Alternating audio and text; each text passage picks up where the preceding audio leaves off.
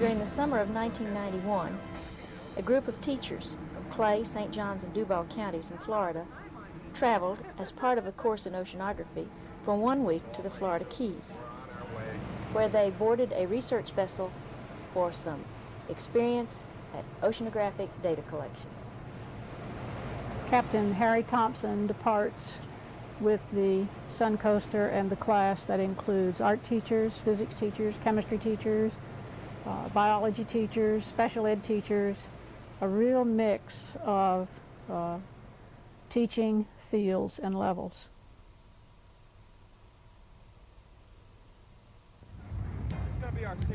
One of the first experiences the teachers have is a safety lecture, where they're introduced to the vessel and told about what to expect and when to wear their life jackets. I'm the mate on the boat this trip. Harry Thompson, known as Bubba, is the captain. Okay, you got your life jackets on. That's the first thing we need to know. Where they are, when to be found, and if ship happens. If anything should happen, emergency. Some apprehension existed. It was rather stormy that night, and you can see they paid close attention to the mate and his instructions. Like 10 or 12 men, it might be 8 men, I don't know, but there's more than enough for all of us almost. For many of these teachers, it's their first trip far enough away from land that you can't see it, way out in deep water.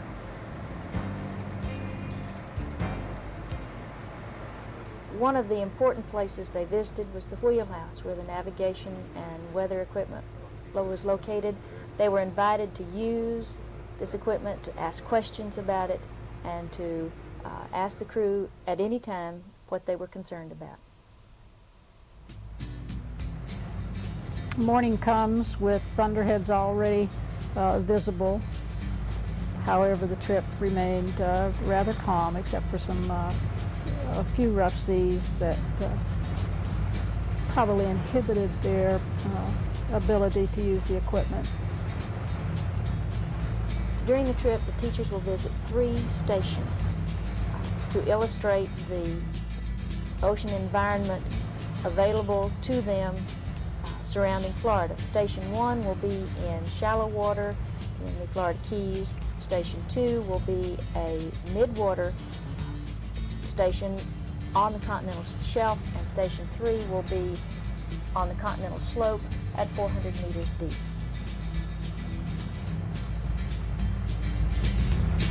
This is a 110-foot research vessel. It appears rather small when you're out in the middle of the ocean and you have only 110 feet to walk from one end to the other. But it doesn't seem to bother some of our teachers who get up in the morning for their cup of coffee and walk out on the deck to enjoy the morning.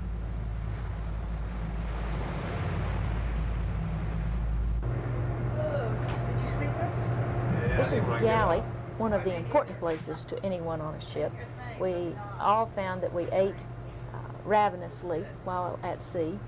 A cook was provided and the food was excellent, giving fuel for all the activity that's going to follow. This is Bill Richardson, the shipboard instructor from Florida Institute of Oceanography, that will instruct the students in the use of the equipment and the interpretation of the data. Students will be asked to note wind direction and wind speed. This is an anemometer which provides that information for them on the computer in the wheelhouse. It's Bill again introducing the class to their ship's the field log, what they'll be doing, where they will put their data, and how they will interpret and analyze and so on. This is probably one of the more important parts of the instructional portion on the ship.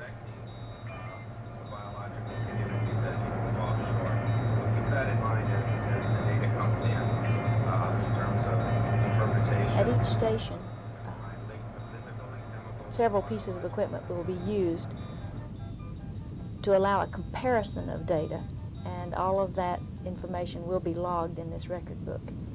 Here you see the ship approaching Station 1, which is near the Marquesas in the Florida Keys, west of Key West. They're preparing to use an otter trawl. This is a large net shaped like a funnel, which will go off the stern of the ship and be towed through the water for 30 minutes. It has a chain that goes across the bottom of it called a tickler that barely touches the sea bottom, stirring up anything that might live there and encouraging it to go into the net, as well as catching what's swimming in the water. The teachers are learning to deploy the trawl. The only activity they do not do is run the winch, but they are hooking up the doors of the net. They will push this off the back of the ship and into the water, learning how to do each step of the activity. You can see the ladies are very active participants in these activities. None of them hung back. All of them quite willing to learn and to be a part of this data collection activity. Teachers are students during all of this work and learn that the technical equipment is not difficult to handle. It's simply learning what needs to be done. I think the point is, I think that we all remain learners throughout our lifetime.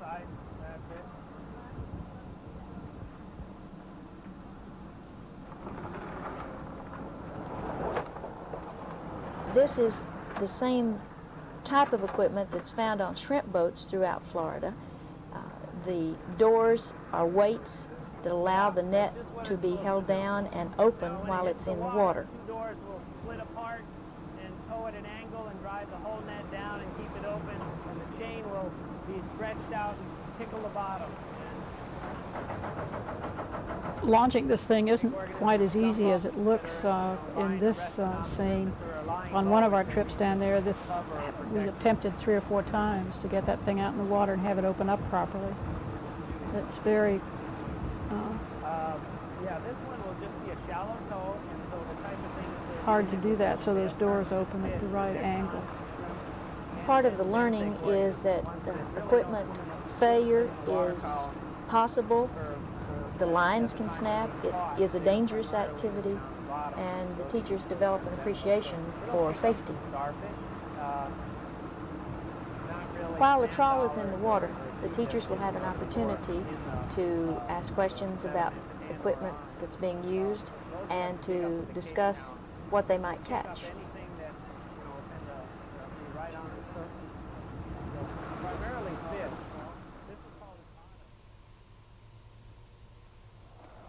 Trawl is brought back on board. Again, this is a lot of hard work. It's very heavy, and everything has to be dumped out on the deck. Then it will be counted and identified. And you can see that this was a good catch. Yeah, that's worth a picture. This is Harry Thompson, the captain, undoing the end of the net. Within the net, there are fish. This is a type of snapper, a skate, some soft corals, a pipefish. The teachers are broken down into groups, and they count and record each specimen that's there, giving them a population sample from the bottom in this area. This is a sponge, and one of the surprises is that when you cut open that sponge, they find that it's a home to lots of starfish. Here we finished the otter trawl, and we're approaching Fort Jefferson, the most southern point in the United States. This fort was built during the Civil War and will provide us the opportunity to integrate both oceanography and history, as you'll see as we visit the fort.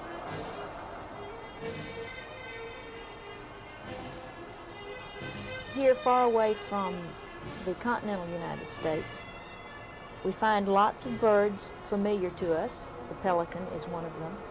But there are others on this island called Bird Key, which is a bird sanctuary, that are unique.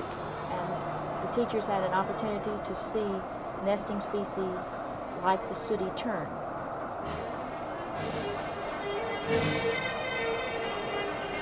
Even had a lesson in bird behavior there, as you saw one pelican approach a post that had two on it and the two left.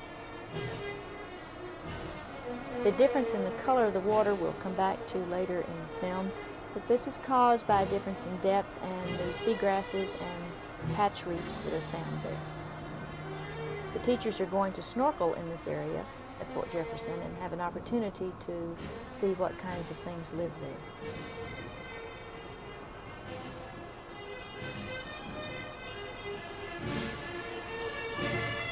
This is a very isolated portion of the United States. The only way to this is either by ship or by seaplane from the mainland, from Key West.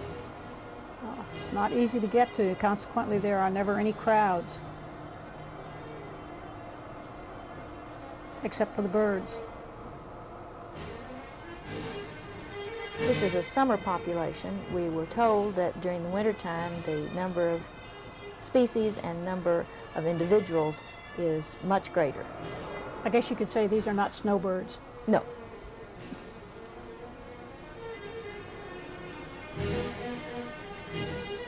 Fort Jefferson is an example of a series of forts that were built along the coast of the United States to guard it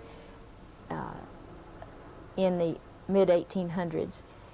Samuel Mudd was incarcerated here. He was the physician who treated John Wilkes Booth after the assassination of Abraham Lincoln. And the teachers will be taking a tour through the fort. It is a self-guided tour with signs along the way that tells them about life in the fort and the folks who lived there. This is also the origin of that old saying, if this happens, my name is Mudd. It was based on Dr. Mudd's being jailed here for many years for his involvement in treating Lincoln's assassinator. The fort was never successfully used in defense of the country and is now a part of the National Park Service. It's hard to imagine that every one of those bricks had to be hauled in by ship, as well as the crews to put them together into this fort. It must have taken many, many man-hours to build this thing. And it's on an island where there's no water, no resources. Everything had to be brought in by boat. Park Service personnel who serve here now still have the problem of drinking water and food, and their material has to be brought to them. On occasion, the Suncoaster pumps water to the Park Service from its extra tanks. This large room is a magazine storage for gunpowder, but it was never used. Off in the distance, you can see a rain squall. The early inhabitants here used rainwater, collected it on the area, filtered it down through sand filters, and collected in cisterns at the bottom. And it's my understanding that the Park Service still uses some of those cisterns to provide them with fresh water. Here at Fort Jefferson, as well as throughout the Keys, water is a limiting factor for plants, animals, and man. You can see all those ships in the small harbor there. Everything that they bring onto the island, they must carry off. There is no garbage cans, no refuse areas. If you brought it, you take it home with you. Even water, you cannot get water on the island. You must bring your own water when you come. The elaborate brickwork here provides an opportunity to introduce teachers to the idea that math, science, and architecture are all interwoven as we build something so elaborate off the coast where it's difficult to get the materials. This open area in forts of this type was used as a parade ground. In this particular fort, which became a federal prison, It was the area where prisoners were housed. There was a yellow fever epidemic here, and Dr. Mudd was one of the few people who was left able to tend to the sick. As a consequence, he received a federal pardon. The ceiling of the vaulted area provides for some leakage of water. Here you see a drop of water falling and the creation of a stalagmite. There are also stalactites in the roof, and here in an artificial environment is a very natural occurrence.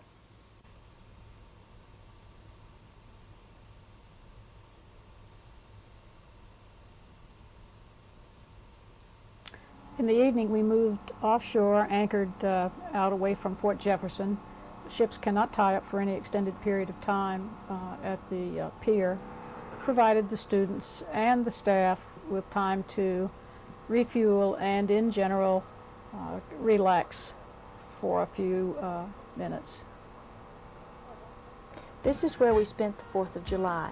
It was a unique and wonderful experience to be so near part of our history and to celebrate our national holiday.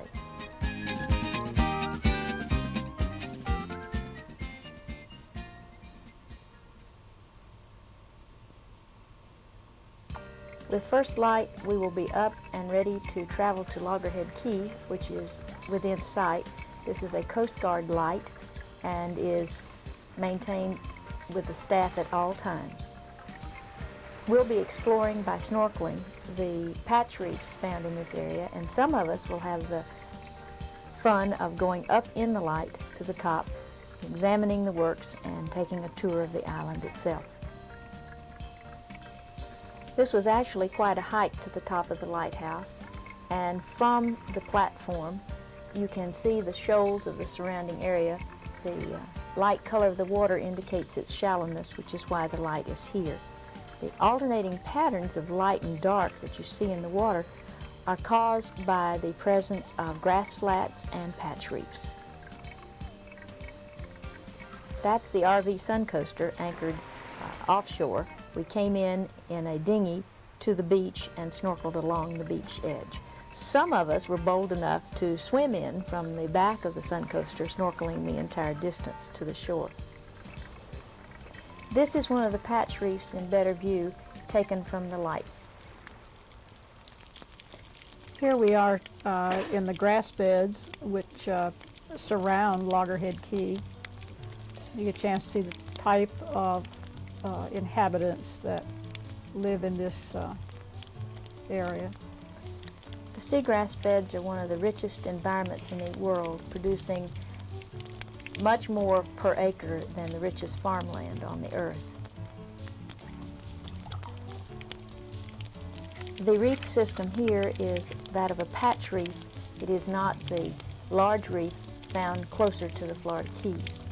And it is very profuse with plant and animal life.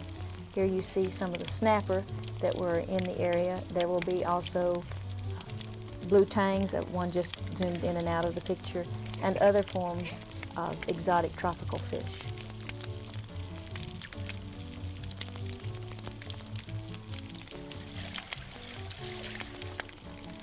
These are soft corals, sea fans and sea whips. They are not the hard corals like brain coral that we would see large pieces of, although some of those are here.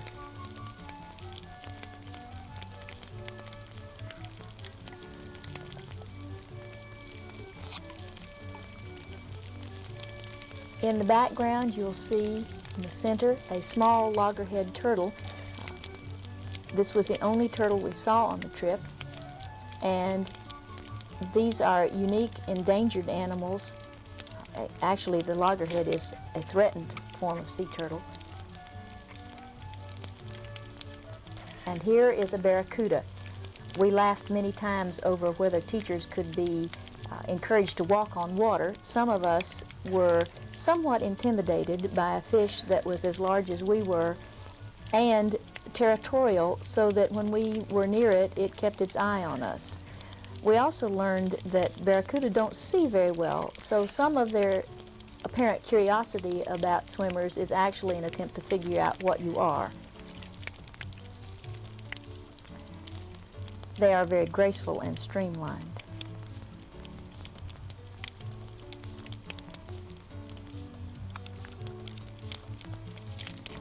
It did take some doing to get used to swimming alongside them, for a lot of us.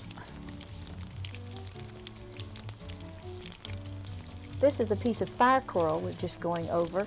It is one of those that is poisonous to snorkelers, and we were warned to be careful about touching it and being in its vicinity. And of course, you don't touch any of the corals or stand on them because you would cause them to be damaged or perhaps kill them.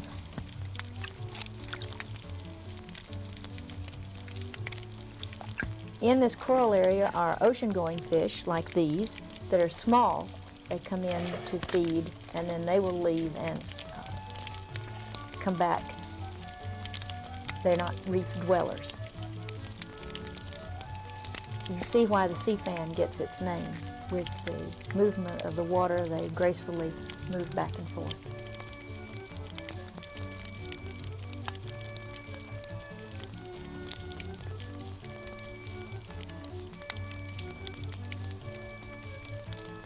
There's another piece of fire coral.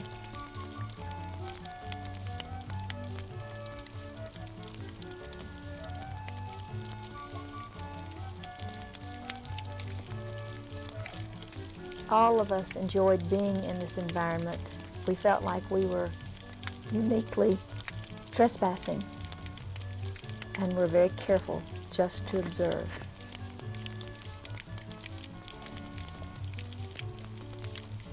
I think the comment the teachers made most often was that they never dreamed they would ever be able to do this or to see what they have seen during their stay here at Loggerhead.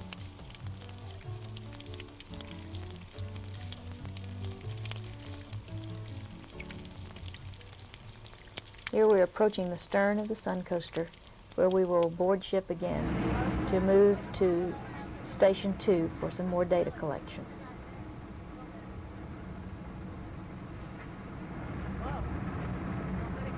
The lines for the equipment from the stern have to be brought on board and carefully laid out so they can be used again.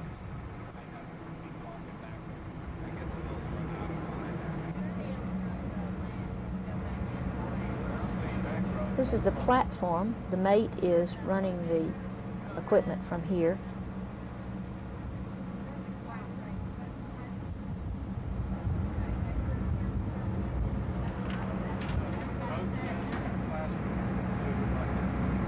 What is being rigged is called a Cape Town dredge. It's used to drag across the bottom, doing a sample of the organisms that live on or in the bottom. These are called benthic organisms. It's a very heavy piece of equipment.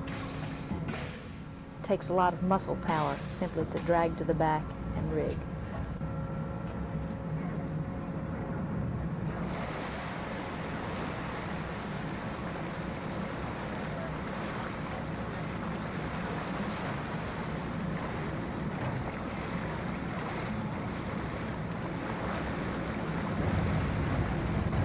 It's amazing that this wire, which looks so thin, can support such heavy equipment and not snap, although on occasion it does.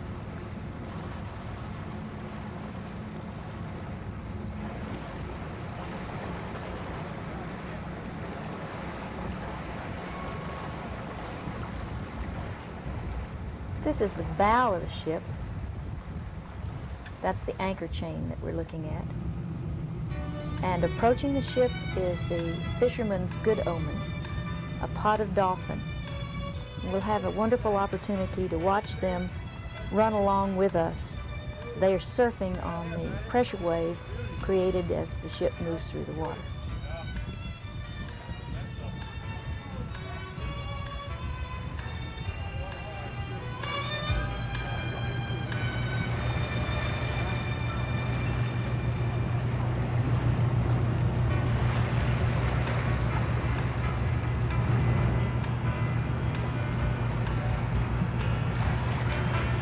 One of the more exciting discoveries of being on board a ship is the immense pleasure you get simply from being in the environment and watching the animals that live there.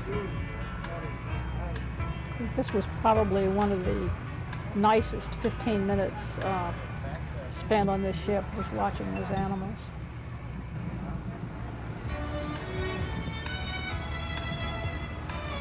Their intelligence was obvious. They were simply playing here.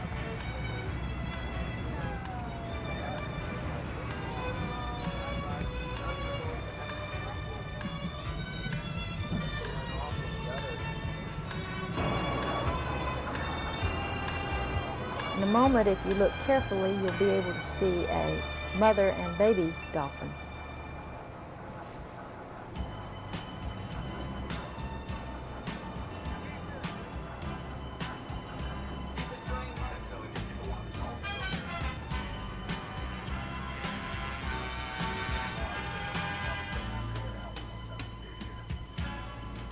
Watch closely. There they are.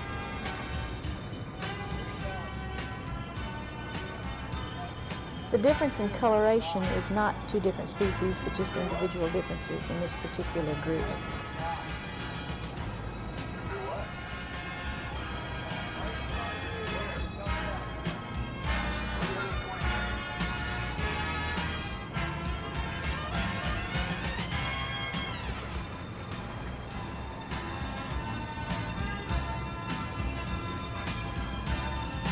It's very peaceful.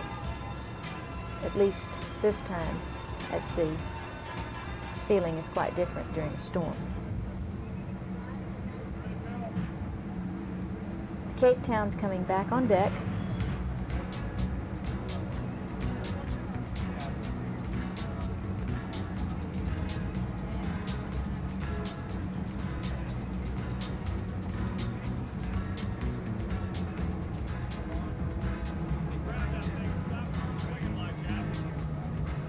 You see the milky water that indicates the limey content of the mud that they're bringing up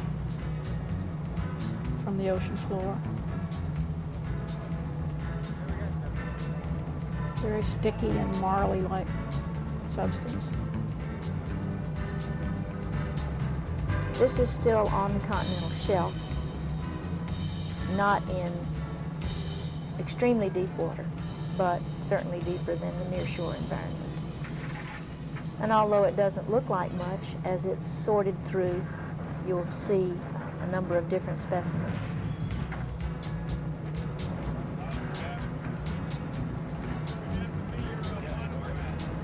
Broken pieces of sand dollar and sea biscuit, crab, and of course this very fine sediment.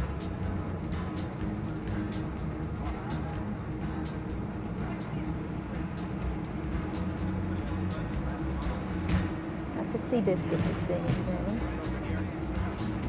and it is alive.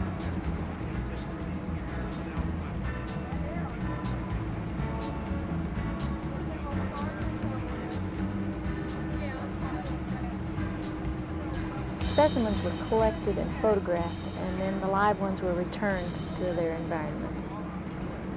The black background is a board that enables photography to show up the characteristics of the organism.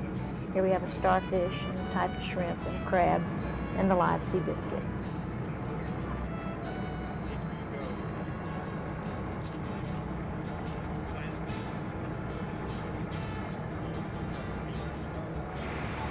We're now in the lab that's on the ship. This is a dissecting microscope, which is used to look at plankton that's collected. This is a plant plankton under the microscope.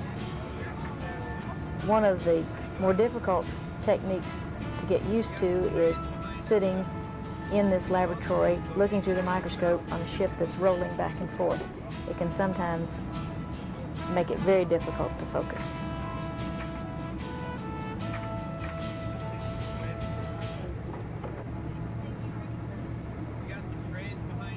This is the otter trawl from the midwater station. Here we have a spider crab, a different type of starfish, shrimp,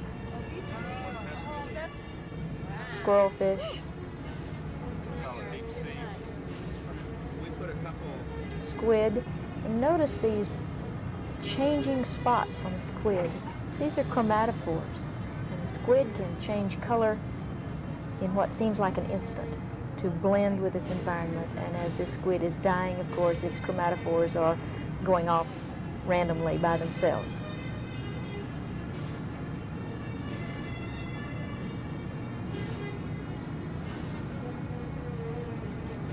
Squid is a relative of the octopus, and you can see the suckers on the tentacles there surrounding the mouth. It's called a batfish. Notice the large eyes on the fish. And the red color is special because red light does not penetrate to that depth, and therefore these fish look invisible.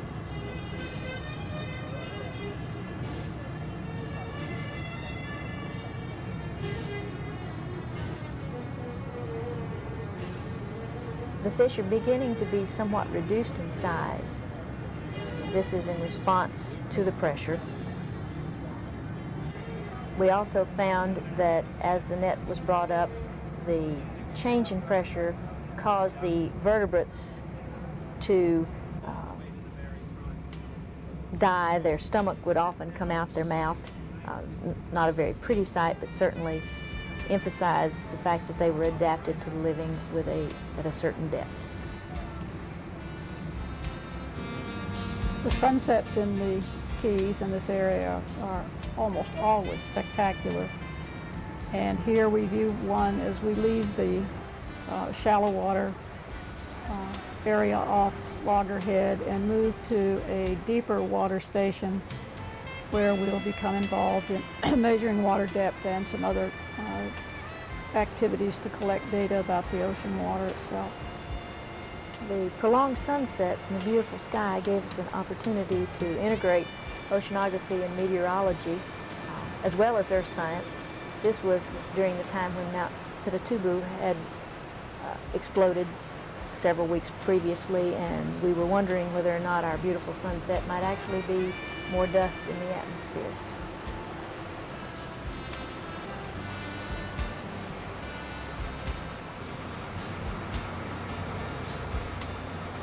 This is our cook, and one of the few times we ever saw him out of the galley, but he took advantage of the opportunity to watch the sunset.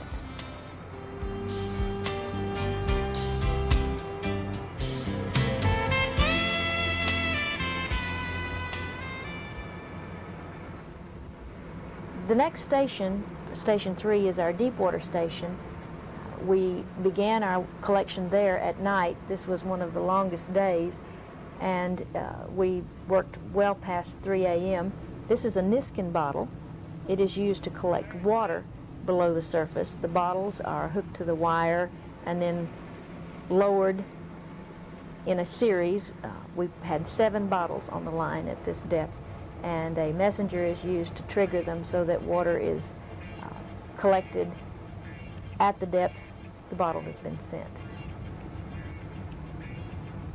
This instrument is something called a bongo net. It is a plankton net that is double and can be closed. It will be used to collect plankton below the surface, and you'll see the large weight here being attached to it. It's sent down with its mouth shut, and when it has reached a predetermined depth, we'll see in a moment how that depth is identified. A messenger, which is a additional weight, will be sent down the wire to the bottom where the net is, and it will trigger this mechanism causing the net to open and collect the plankton there. The students learned that the plankton rise and fall in the water depending on the light content of the water. And so they did plankton tows both day and night to show the difference in depth levels for the plankton.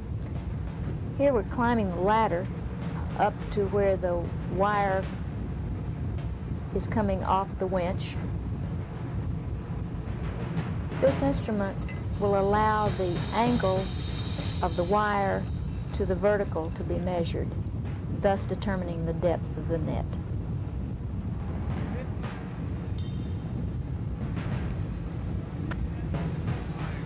It's not an easy task to do this. You'll see how tightly Phil is holding on. The ship was in 4 to 6 foot seas and is rolling back and forth while you're up there all alone trying to hold a protractor on a wire.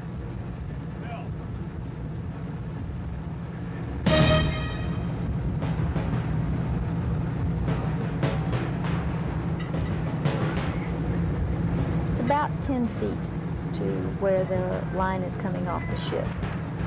And of course, encouragement is given by those down below. This gives you an idea of the roughness of the seas.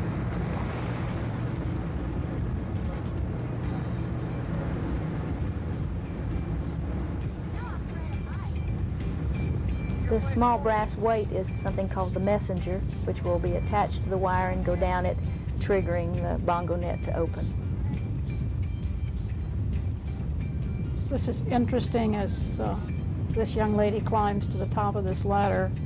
Pay close attention to her face as she goes up and down.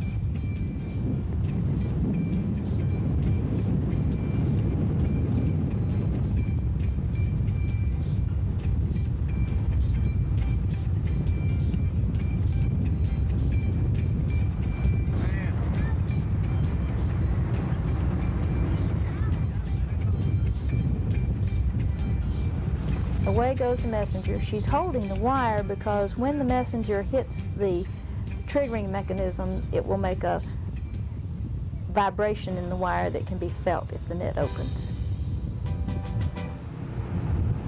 Sometimes it doesn't open and the procedure has to be repeated.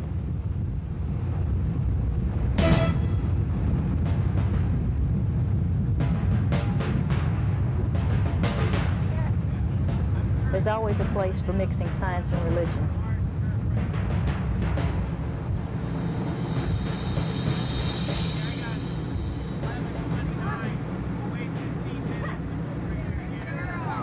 Yes. This night, the procedure had to be repeated. So someone else is going up again to send a messenger.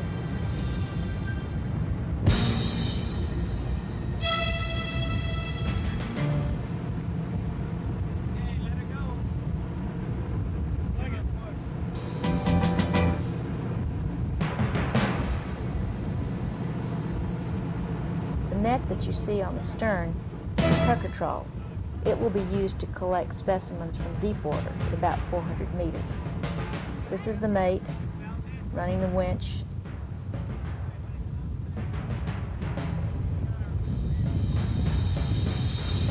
And it will be a 30-minute pull on the plankton nets.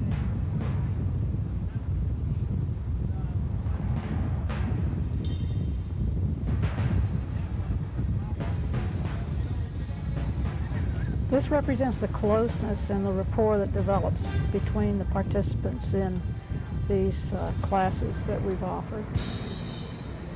The tucker trawl is now being brought on board. It has taken an hour to put it down, an hour to pull it, and an hour to bring it back because it's in such deep water. It's 3 a.m. and it's been a very long day, and as you can see, footing on a rolling deck is difficult. It's a very heavy piece of equipment, probably the most awkward that any of us used during this trip. It's a very large net, and momentarily you will see a very small piece of PVC pipe, which will be what every specimen was funneled into.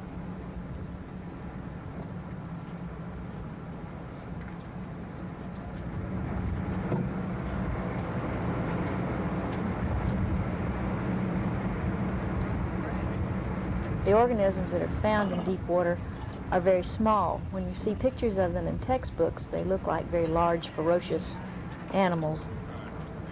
In actuality, most of them are smaller than your hand.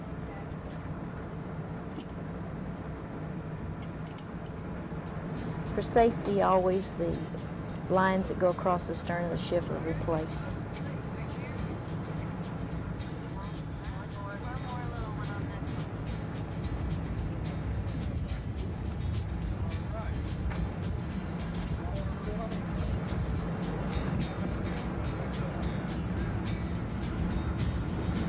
A little bit of seaweed that was caught as it came up. This is a hatchet fish, one of the deep water organisms.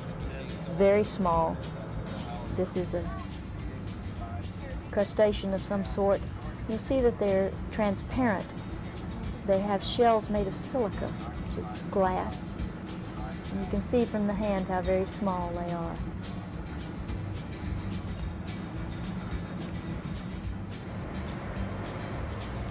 This gives the students an opportunity to get a couple hours sleep before they meet Laurie from the Marine Sanctuary and their opportunity to dive on Looe Key. This is going to be a lecture in the water. Laurie, a park biologist at Looe Key, pointed out items as she swam through the water, and then would come back to the surface and talk about them and their importance and what we were seeing. It was an interesting experience to try to keep your head down and watch with one ear out of the water so you could listen while you're bobbing up and down in the waves. This is our ever-present barracuda. This particular coral head is showing some damage from parrotfish grazing. There were a large number of parrotfish at Looe Key.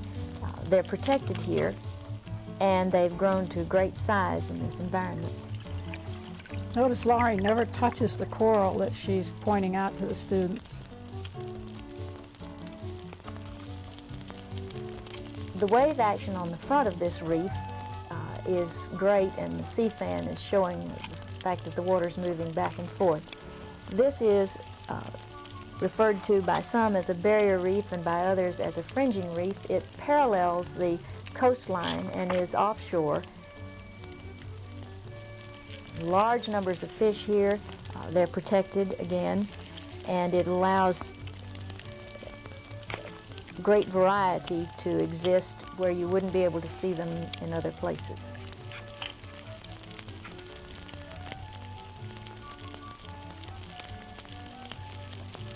Once the underwater lecture and tour was finished, the teachers were given the opportunity to explore on their own. We probably had a half an hour to look at a variety of things, whether we were interested in the coral or the fish or the bottom itself. We had time to see what was there and to explore. It was a beautiful paradise.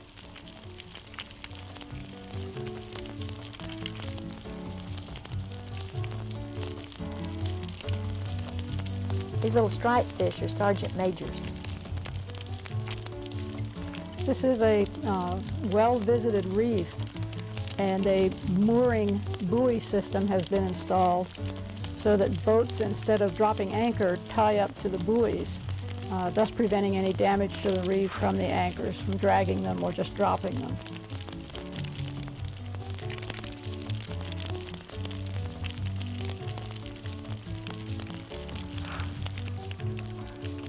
The beauty of this reef is probably one of the most spectacular visits out of this entire voyage. This is one of the large parrotfish.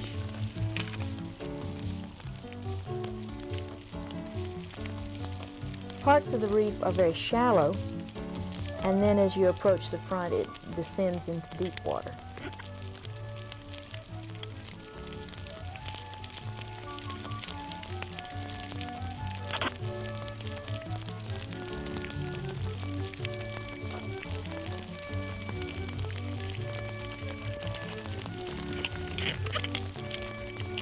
This fish is called the yellowtail. It's in the snapper family. It's very beautiful with pink and yellow. Piece of sargassum is floating by. It's one of the other homes for very small organisms that live in the ocean.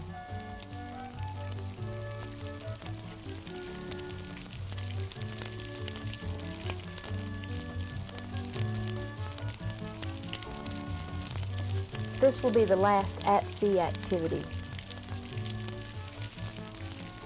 We're back on board the Suncoaster collecting our wet bathing suits. We're going to have lunch, and the Suncoaster will come in at Marathon and dock.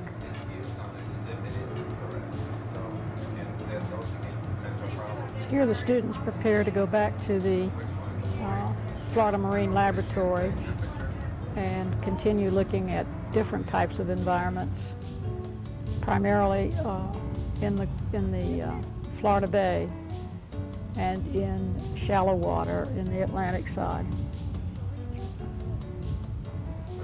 This is Dr. Rob Erdman. He was our on-land instructor at the Keys Marine Laboratory.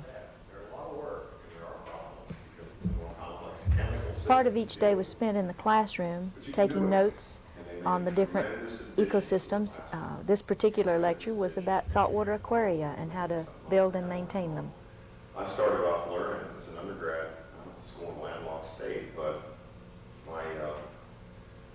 beginning my sophomore year, I moved out of being a dishwasher king in the dining hall and went to work for the marine biologist who we had at Northville. It was an inland school, and we had a big marine lab area, one classroom lab, and we had a couple hundred, 300-gallon aquariums and a lot of 20s and 30s. This is the wet lab at the Keys Marine Laboratory. Specimens that were collected on outings were then brought back to the wet lab to be identified. Pink-tipped anemone. What's really neat about all those is they don't have a tubular gut like we have. They have a real simple system called a soleneron, and it's basically a blind sac. And the mouth and the anus are basically the same orifice. They just have a blind sac, and the food goes in, and after he dissolves and digests his food, he'll eviscerate whatever's left out through the same hole. It is really neat. You should look at it. You draw a neat look at it. Yeah, that's for an artist. Yeah. These folks are looking at a marine alga called sea lettuce. Under the microscope, it has this beautiful pattern, although it is a single-celled organism. Yeah, here we are. I would never have come around that. Well, I wouldn't have either if Rob hadn't told me it was the inside structure that would do it. And that is this thing here, which you would never Reference know. books are used to identify these organisms. We look at pictures and then look through the microscope. Each student kept a lab notebook where they sketched the organism and then made notes about its location and collection site and its identification.